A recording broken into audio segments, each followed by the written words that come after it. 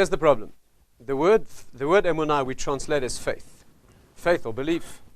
And the problem is that that word means something that you cannot know. That's what it means. The English word belief means something blind. It means a leap of faith, blind belief, blind faith, something that cannot be known. That's what the word means. The fact that you're sitting in front of me is something I know. It's not something that's appropriate to call belief. What's on the other side of this wall? We have to talk about belief. I don't have direct experience of that. So the word faith means something that is not known. And the fundamental question to ask is the object of our emunah, of our, let's call it faith, is it something that can be known or not? And if you bring it right down to the most basic question of all, it is the question about God's existence. Does Hashem exist or not? That's a legitimate question. All our commentaries are not afraid to deal with that directly. And that is the place to begin. The question is, can you know that Hashem exists or can you not? If you can know it, we should talk about knowledge. If you cannot know it, why should I believe it? Is the question clear? Anyone? If this is something that can be known, then we should talk about the pathway to getting the knowledge. It's true you might not start knowing it, but any field of inquiries like that, any professional field, you might start out taking it on some sort of faith until you get a professional knowledge, but we don't call it belief. When I began studies as a medical student, the first time I was introduced to actual clinical studies, so they took me into a ward, and a patient was sitting on the bed, and they said, put this thing in your ears and listen to his heart. So I did that, and I put it on his chest. I couldn't hear the heart. Could not hear a heart. I heard my fingers creaking. I heard the buses going by in the street. I couldn't hear the heart. I thought, I'm going to be a doctor. I never knew he's got a heart. But as the years go by and you pick up experience, you begin to gain the knowledge. If I do that today, I can hear that heart perfectly. In fact, I don't hear anything else. I can picture the valves. I can see exactly. That's professional experience. And many fields are like that. So even though you may not start off knowing or having the knowledge, you move towards it and you call it knowledge. So if there's a program of study, of investigation, that can take you to knowing that Hashem exists, then we should talk about knowledge. If we have to talk about belief, it means something we can't know. And then the real problem is, why should I commit myself to something that cannot be known? If it's some sort of a blind leap, why should I do that? Why should I commit my life and maybe have to die one day for something that cannot be known? So that's the question. That's the question. Now, let's put this in context, because we live in a Western ethos where faith is exactly something that is blindly believed. The Muslim world has a different issue here. If we get time, we'll talk about that. But the Christian context that we find ourselves in, that world defines faith exactly as something that's a personal belief, a personal commitment. There's some sort of a leap of faith. There's a personal commitment. And logic is not the issue. I'll give you an example. Some time ago, I was flying from London to South Africa, a long overnight flight, and sitting next to me is a man who tells me that he's an Episcopalian charismatic preacher. Don't ask me what it is, but definitely Christian. Okay. And he spent the flight trying to convert me to Christianity. Okay. About 2:30 in the morning, he tried to show me that the founder of Christianity could fulfill the requirements for being the Messiah. He could be the Mashiach. Why?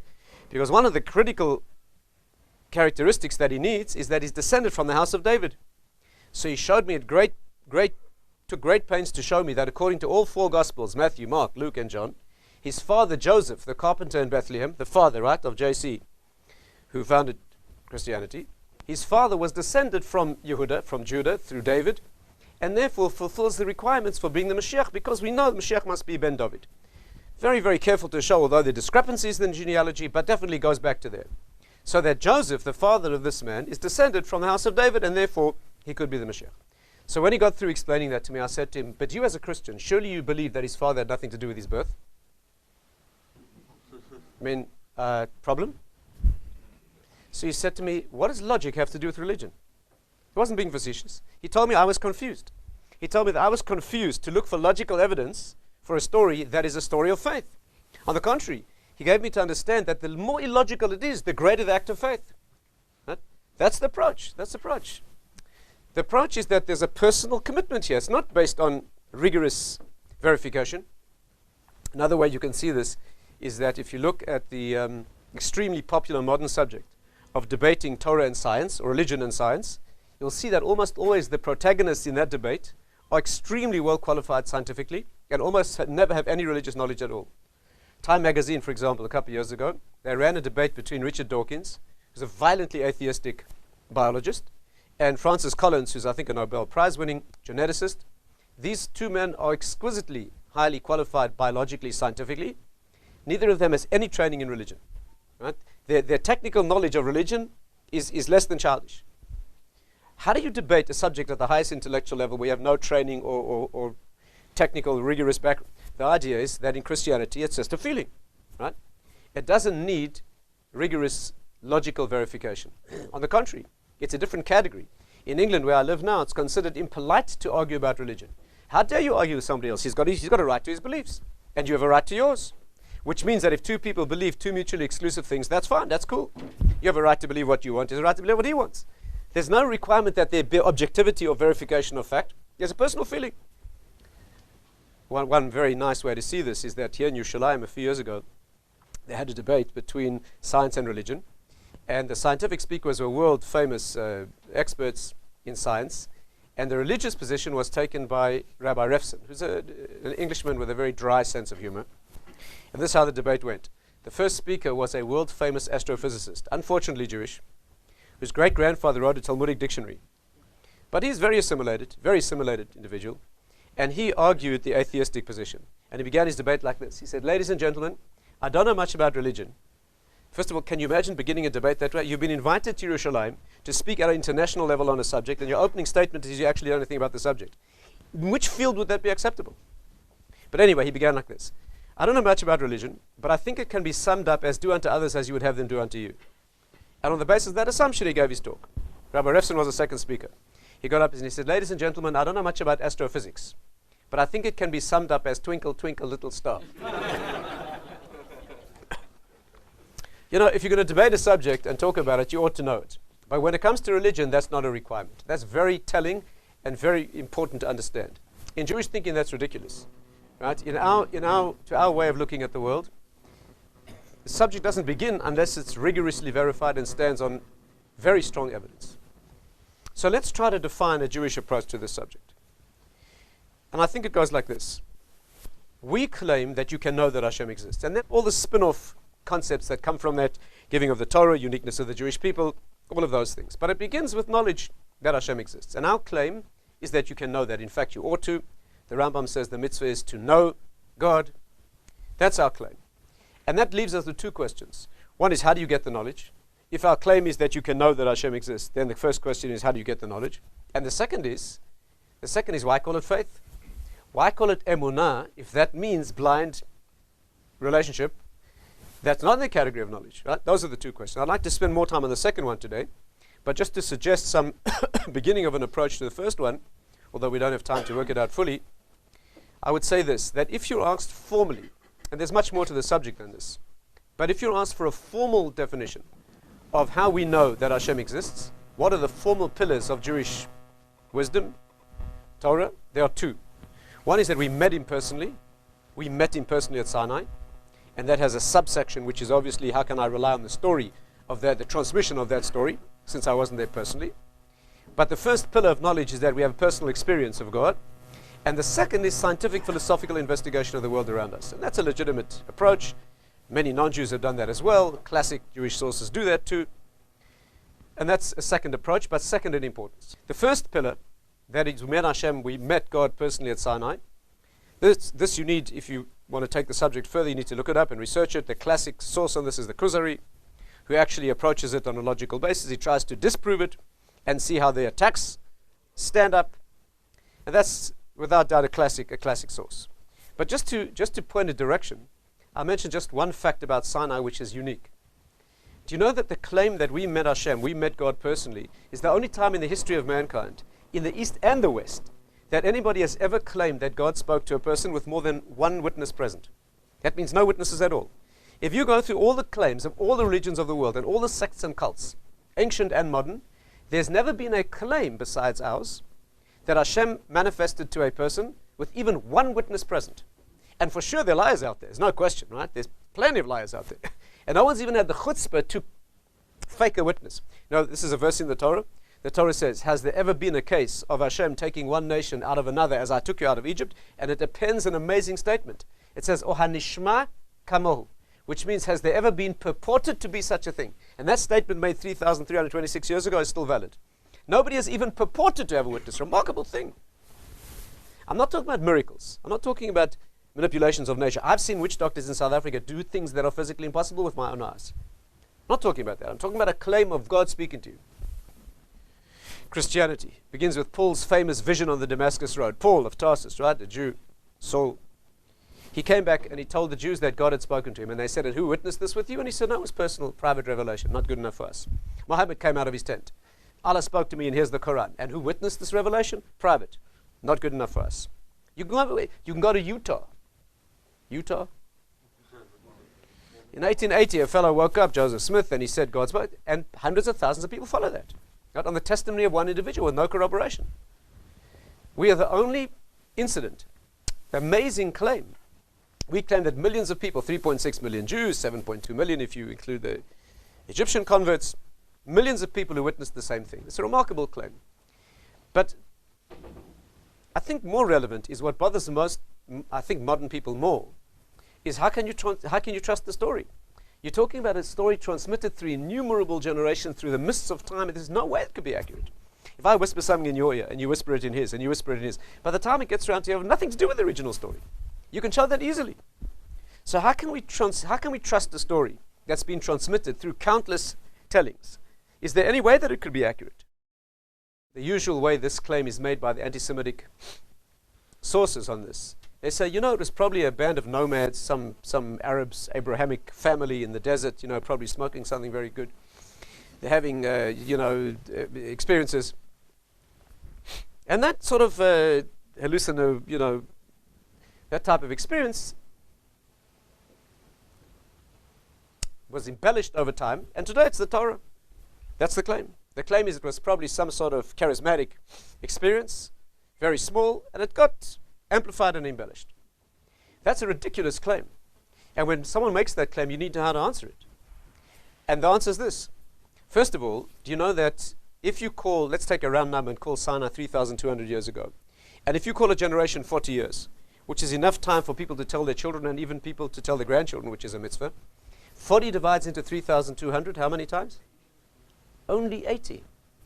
We're only talking about 80 generations, and we know exactly who they were. The Rambam, in his introduction to the Mishnah, lists the leader of every single generation from Sinai to his day. Not only do we know who they were, we have the original writings in every case. And in most of those cases, we have the original parchment. For example, if you go right here in Yerushalayim, you go to the Dead Sea Scrolls. The Dead Sea Scrolls are at least 2,000 years old. There's a fragment of every book of the Torah there except for the Megillah of Esther. Right? Amazing thing. Rabbi Dr told me that he took his children there and his 10-year-old climbed up on a box and he looked into a glass case and he started reading a scroll of Isaiah that's 2,100 years old. He said, Abba, we learned this 10 days in school. Rabbi Dr said the real miracle is that the kid remembers what he learned 10 days ago in school. But here's a child in the modern era reading a scroll of Yeshaya that's exactly a parchment, not just the same copied text, the same. Right? I have an amazing, I live in England now. A few months ago I had the amazing privilege of going in to see the Cairo Geniza. Do you know about this? Amazing, amazing thing. Do you know in 1896 in Fostat in Cairo, they were redecorating the shul. And the fellow plastering the wall found a soft spot and he found himself in a room that hadn't been opened for a long, long time. And in this room they found 200,000 documents that the community had been keeping for 1,600 years. You're talking about pieces of Sifrei Torah, you're talking about Sidurim, you're talking about Ksubis, you're talking about Hechsherim on cheese given to Karaite. Unbelievable things. I held in my own hands a piece of a Sefer Torah written in the year 600. 600, before Islam became a religion. Unbelievable thing. You're talking about, there's business letters of Rav Yosef Karo there with his signature. There's letters of the Arizal. There's 400 ksubas. There's a hechsher on cheese given to a Karaite manufacturer in Cairo just before the Rambam arrived. And they made him swear, the rabbis in Cairo made him swear on a Sefer Torah because the Karaites didn't accept anything later. Right? And the Rambam put a stop to that. You see that stops immediately the time that he arrives. Unbelievable thing. I held in my hands a siddur of a child written in the year 1150. It's the only thing in color, by the way. The rest is regular parchment. This is a beautiful colored siddur. And on the first page, the child has practiced Aleph, Aleph, Aleph, base, base, base. And then he has a little picture of himself on his camel. You're talking about documents you can hold in your hands going back to the year 600, which are exactly... You're talking about a chain of transmission where we can pinpoint every step and we have complete corroboration. Do you know that the difference between an Ashkenazi and Sephardi Sefer Torah is one letter?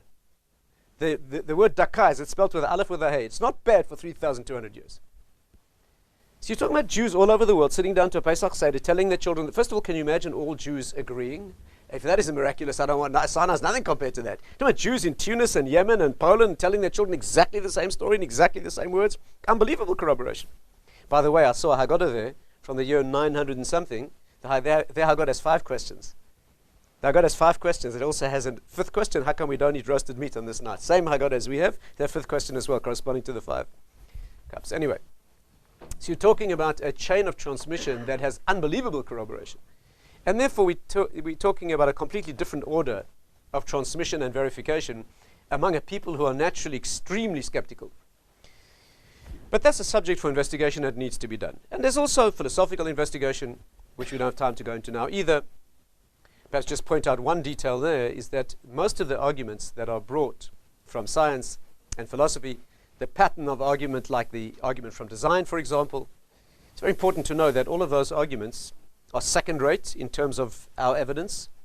And one of the reasons is that they're all negative. They're all exclusion. They're all arguments by exclusion, right? For example, the argument from design. The argument from design says that a complex structure such as the universe could not have come about by accident.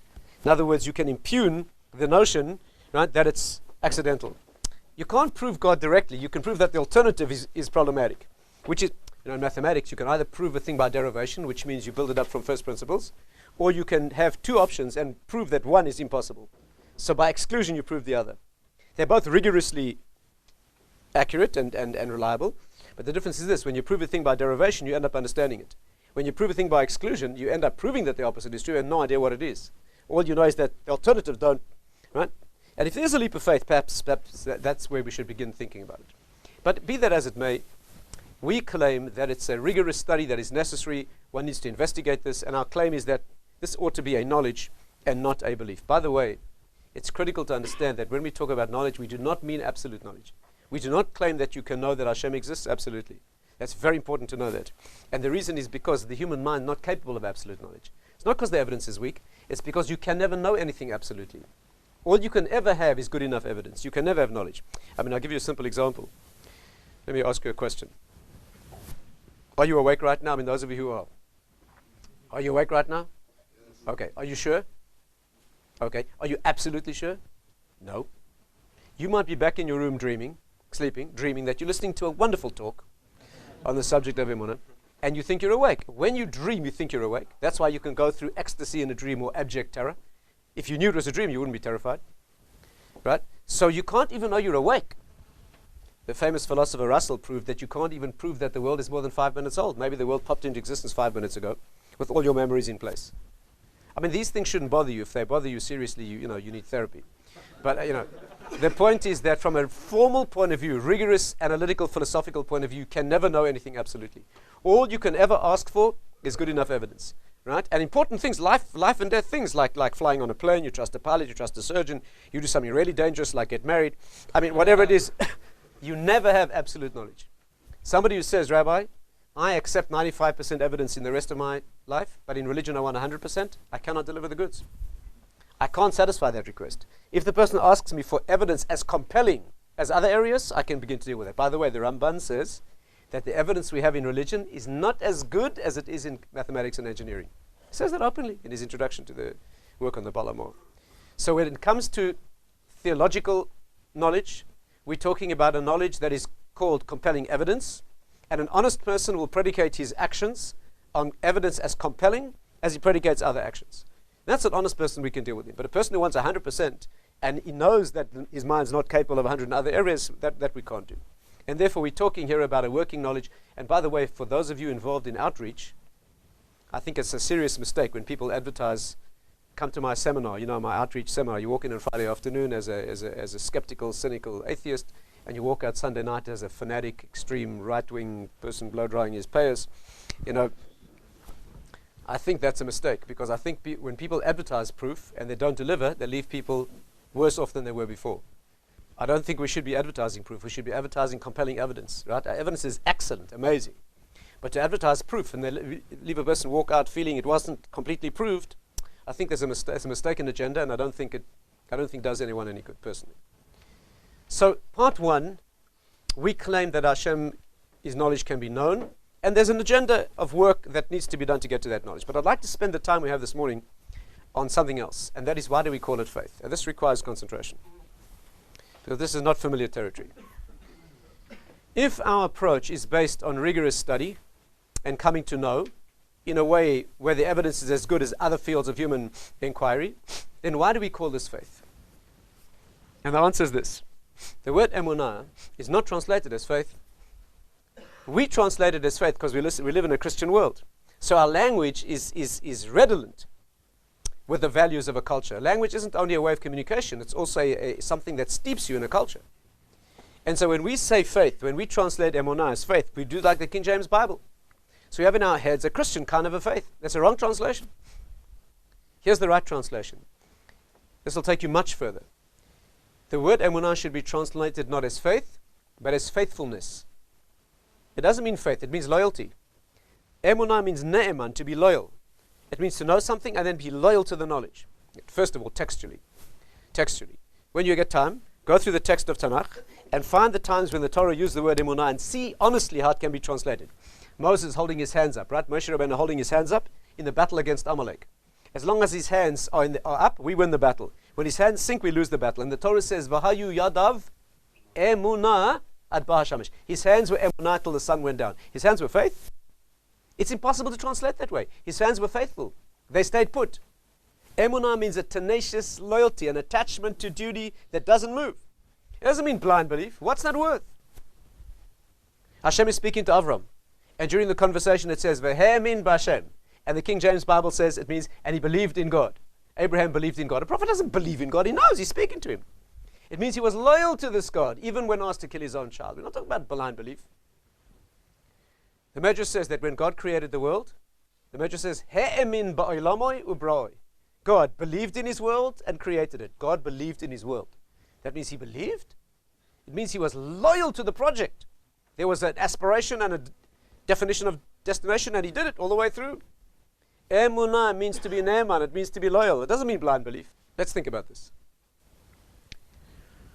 How does this work? That means you get a knowledge, and then there's a loyalty to the knowledge that's required. But why? What fool would see a direction clearly, see all the evidence, and have it as clear as it gets in the human capacity, and then completely ignore it and walk in the opposite direction, completely betraying the truth that he knows? Who would do that? What fool would do a thing like that? And the answer is you, with all due respect. Because we are built in that way. We are built in such a way that you can know a thing clearly and completely betray it and walk in opposite direction. The Greeks in classical Greek thinking, they called this the problem of akrasia. Akrasia means the gap between the head and heart. Right? In old philosophical language, it was called incontinence. It means inability to hold the project all the way through. There's a gap between the head and the heart. There's a fundamental thing to understand. There's first of all the head that needs to gain clarity, and there's a second work of character that needs to take that clarity all the way through into action, and it's a completely separate agenda. We're built in such a way that we can see a thing clearly and completely. I'll give you an example. I see a lot of dubious faces. Ever tried dieting? Here's how diet works. On the one hand, there's your clarity, right? You see the direction, see you have to go, self-image, next summer on the Frum beach, self-respect, relationships, like clear. And you know exactly what you have to do, and if you do it, you'll get there. Would you call that a clear vision? Clear, strong motivation, clear vision? And on the other hand, there's this little chocolate wedge thing with a bit of cream and a cherry, which represents 10 seconds of pleasure, during which you'll feel like an idiot. And a minute later, you're looking at a plate that is licked clean. There's not even a lick of chocolate. How did that happen? How did that happen? You had an agenda. You had a clarity. You knew exactly what you had to do. The alternative was absolutely, pathetically, ridiculously childish. And how did you fall for that? You know, when I was a junior intern in surgery, one of the first patients I ever had in the hospital where I was working was a patient with Berger's disease. This disease is an exquisite sensitivity to nicotine in cigarette smoke. People who have this disease, if they smoke, their blood vessels close down. First their fingers fall off, then their hands fall off, and there are multiple amputations. There's not one recorded case in a non-smoker. This man was a 45-year-old highly intelligent engineer.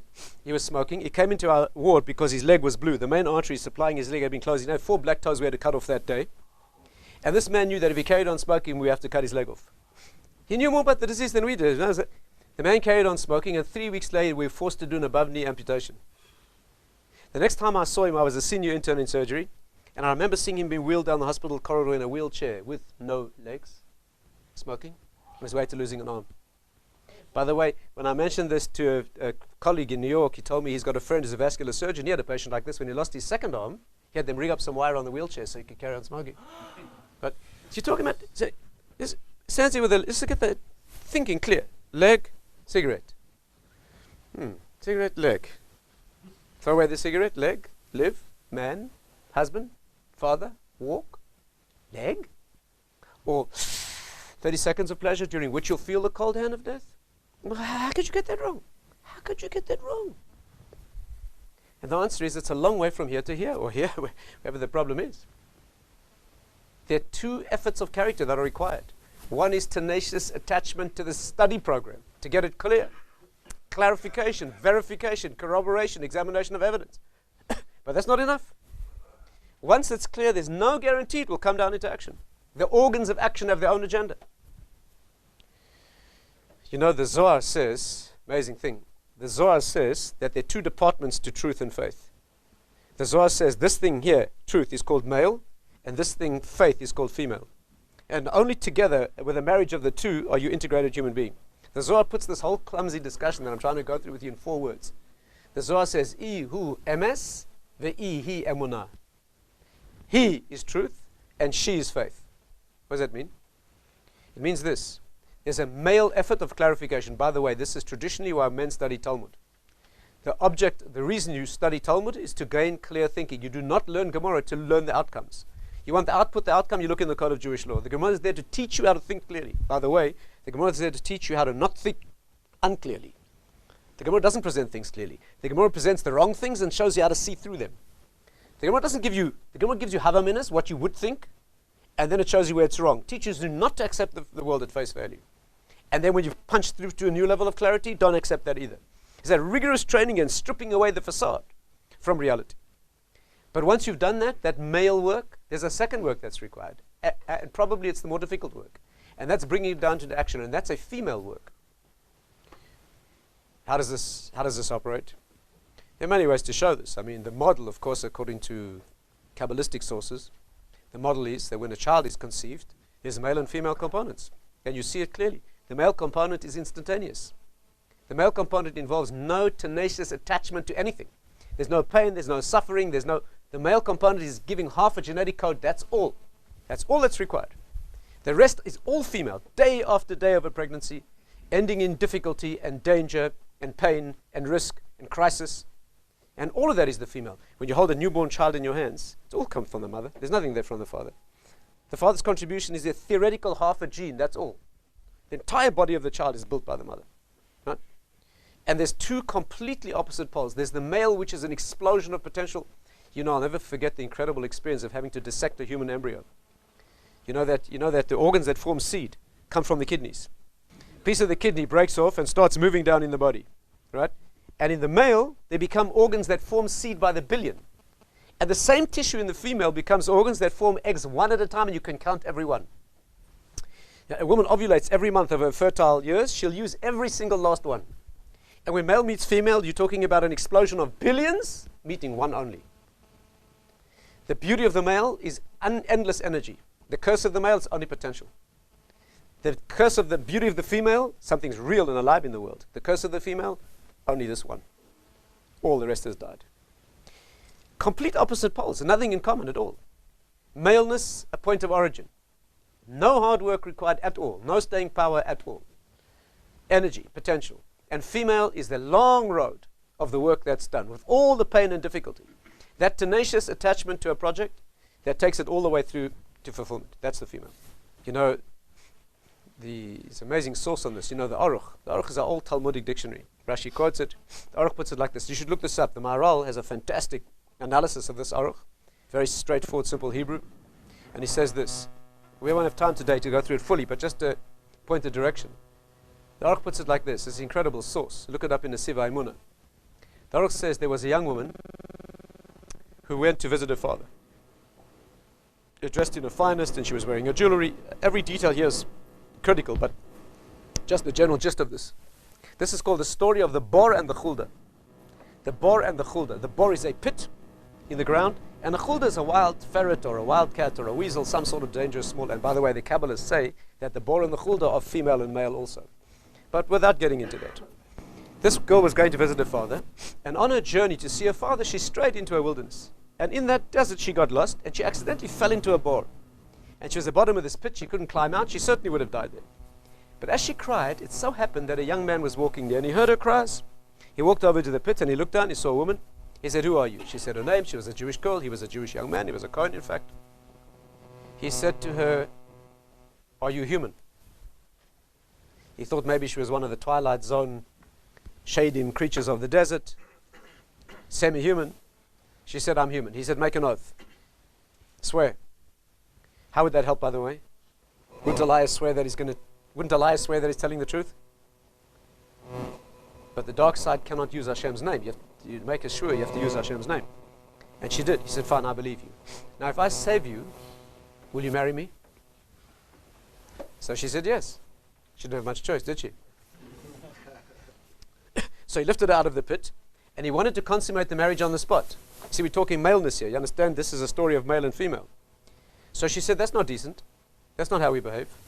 I'll go back to my town and prepare for the wedding. You go back to your town and give me time to prepare. Then after enough time, you come and meet my parents, and then we'll get married." So the young man agreed. But before parting, they wanted to make a vort, right? A Jewish engagement. But to do that in Jewish law, you need witnesses. There were no witnesses. It was a wasteland. So they decided to take the only two things that were present to be their witnesses: the bor into which she had fallen, and a chulda that was running past. By the way, this is a deep subject. This is parallel to the Torah, where Moshe Rabbeinu makes heaven and earth, which are also male and female, and also non-human witnesses to the Jewish people. There's a lot to talk about here. But they promised each other that they would marry, and the bor and the chulda would be their witnesses. And they parted. She went back to her town and began preparing for the wedding. He went back to his town and forgot. It's even more humiliating than that. The Aruch says, "Kevan she'avar mipaneh," which means as soon as she was out of sight, he forgot. Sometime later, he met another woman. He got married. She became pregnant. She had a child. The child fell into a bor and died. She became pregnant again. She had a second child. Child was bitten by a chulda. And at that point, the woman turned to her husband. She said, "This is bizarre. What does this mean?" And then he remembered the story of the bor and the chulda, and he told her. And she said, "If that's true, you divorce me, and you go back and you find the woman that you promised all those years before." You see, it's a woman is teaching him, and a woman is waiting. The Torah says he divorced her, and he made his way back to the town that he remembered the girl had said she came from. And when he entered the town, he found her father. And her father said, "Unfortunately, you can no longer see her. She's become insane. The waiting has made her insane. People go near, she shreds their clothing. She's just completely become insane." But he begged to be allowed to see the girl. He entered the room where she was. She started shredding his clothes, insane. He said to her, "Bor and chulda." She recognized him. And then she revealed to him that she'd been pretending to be insane so that nobody else could marry her because she was waiting. The Torah says they're married, they have children, they had a happy life together. But what's being taught here? Male, female. What's the male quality? Verification. Absolute verification. Let's get it clear. Let's get it absolutely clear. I want you to swear. Instantaneous gratification. Immediate results. Staying power, zero. Nothing. The female, clarification, zero. Knows no idea where she is. Wanders in the desert, hopelessly lost. Useless. Staying power, total. Unbelievable. You gave a word, you gave a commitment. It's got nothing to do with logic. What are the chances it's going to come back years later? That's not the issue. The issue is you have a commitment, and you stay with it. These are two opposite poles. The first is clarification. It works only in the instant. It's absolute clarity, as absolute as it gets. Flash of light. And then there's the darkness. You know, the Rambam says that life is like standing on a dark plain on a stormy night. You stand there, beaten by the wind, lashed by the rain, hopelessly lost. And at your moment of greatest despair, unexpectedly there's a flash of lightning. And in that flash of lightning, you see the road clearer than by day. And as you see it, the light disappears. And the rest of the night is walking through the storm on memory alone of a flash of light that you once saw. The Rambam says some people see more flashes of light, some people see less, but no one walks in the light. And these are the two poles. There's the male flash of clarity, it couldn't be clearer. And then it disappears. And then there's the female work of remaining attached, of remaining loyal, long after the evidence has become very thin indeed. And that's a test of character. And only an integrated marriage between the two results in a human being worth being.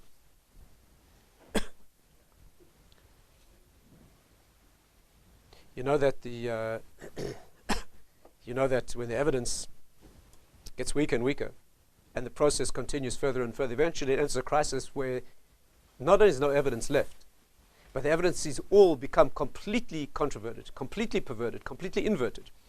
And all that's become clear is that what I committed myself to could not possibly be right. And you still have to go through that. Again, the Kabbalists showed very clearly. How does a woman give birth? The conception is no problem.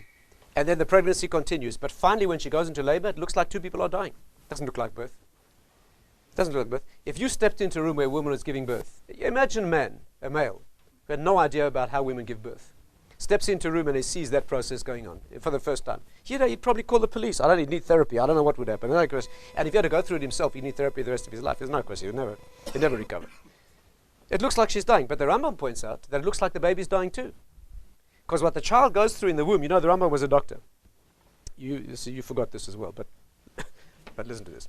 The Rambam says this: the child in the womb lives opposite to the way a child is born. You know that? A child in the womb has 25 different conditions that he needs to keep him alive, any of which would kill him if you gave it to him when he's born. And you have conditions keeping you alive that if you gave any of those to the fetus, you'd kill him. So a child has to be born from one situation into a complete inversion of dozens of factors. A child in the womb lives underwater. He has no air to breathe. He has holes in his heart.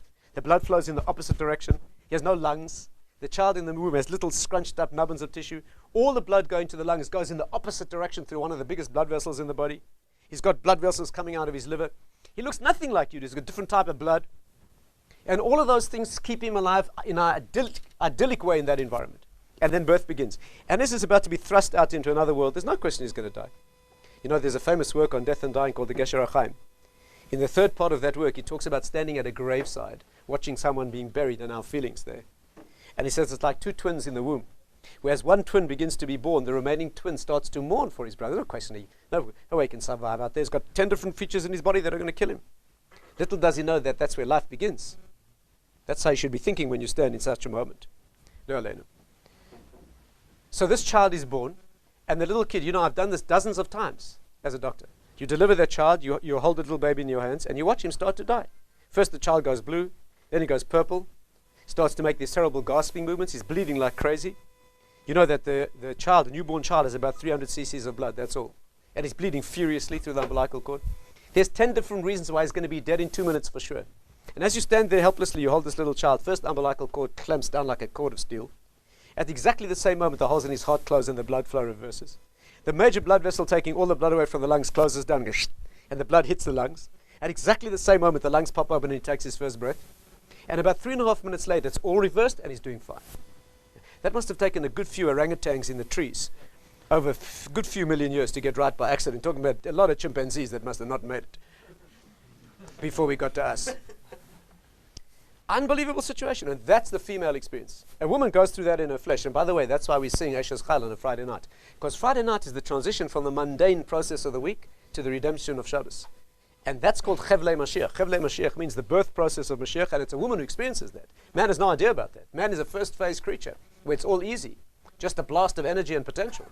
But it's the female who goes through what feels like death for two people and delivers life into the world because she's remained attached to the project. By the way, Chevlei Mashiach, there's a medrash. The medrash says that before the Mashiach comes, this is an amazing medrash, you look it up yourself. It's a medrash called Beis HaMedrash, written about 2,000 years ago, 1,800 years ago. The medrash says that before the Mashiach comes, the Arabs will have a building on the Har HaBayis. Do you know about this? This was written 4 centuries before Islam became a religion. The medrash says the Arabs will have a building on the Temple Mount, and just before the Mashiach arrives, the leaders of the Jews will go to the Arabs and say to them, remove your building, we want to build a temple. And the Arabs will say, no, it's our holy site. There'll be a moment of tension, and then the Arabs will turn to the Jews and say to them, let's not argue. Let's make a divine test. We believe in God, as you hadn't noticed. Whatever he says is fine with us, even if it costs our lives. We'll build an altar, and you Jews build an altar. We put a sacrifice on, you put a sacrifice, like in the days of old by Leo. And we'll see if fire comes from heaven for which of our, but we make a deal with you. If Hashem accepts our offering, you join our religion. But if he accepts yours, we'll follow the Torah, and the Jews agree. The Medrash says the Jews built an altar, they put a sacrifice on. The Arabs built an altar, put a sacrifice on. And fire comes from heaven to accept the Arab's offering. Talking about a test of faith that a woman gives birth, doesn't look like she's having a picnic. Looks like she's dying. Looks like the exact opposite. At that moment, the Arabs turn to the Jews and they say to them, we had a deal. The Jews say never. Shema Yisrael Hashem Elokeinu Hashem Echad. There's a terrible battle. Those who survive flee to the desert. And after 40 days of hiding in the desert, the Mashiach arrives. And the Medrash says he goes to Hebron, he wakes up the Avos, he leads them out of the Machpelah, very long and beautiful Medrash. I once asked Rav Simcha Wasserman, will it be like that? And he said it will be exactly like that. Meaning, a story where all the evidence is opposite, and only you go through that bloody and difficult death-appearing experience. That's called Chevle Mashiach, where birth. And only a woman who can go through that. In Egypt, the men collapsed, the women held strong. In the desert, the men collapsed, the women held strong. At Hanukkah, it was Yehudis who began the revolt. At Purim, it was Esther. It's always a woman who goes through the crisis of character that's needed. It's the man who brings clarity, Mordechai on the outside, bringing down the message with clarity, and it's Esther doing the work in what looks like exactly the opposite of what should be. And that's the story. The story is that there's two departments. There's MS and Emunah. There's the clarification, the male process.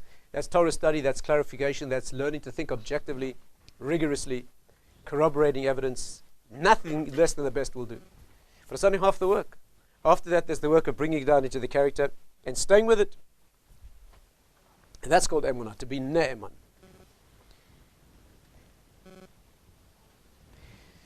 Let me finish with a story. Here's a story, and I'll leave you to think about this. This is a true story. Now, nowadays you have to tell true stories because people Google what you say. And therefore all my stories are true. And some happened and some didn't, but they're all true. Anyway, here's a true story. Here's a true story. If this doesn't move you, there's no hope for you. 1942, the Japanese invaded the Philippines. 1944, they left. But after the Japanese evacuated the Philippines, a strange series of incidents occurred in the Filipino jungle. 30 people were killed. The reason is, one Japanese soldier got left behind. And he carried on fighting the war by himself. He was a highly intelligent man. His name was Lieutenant Onoda. He was an officer. Japanese orders a fight to the death. There was no surrender. And he carried on fighting the war by himself. On his own, with his gun in the jungle, stalking the enemy and fighting the war. This went on for a long time. It went on for 30 years. 30 years. I've seen a picture. 54 years old. In his uniform with patches. With his gun. 1974. The Japanese, they were getting complaints, the Japanese government.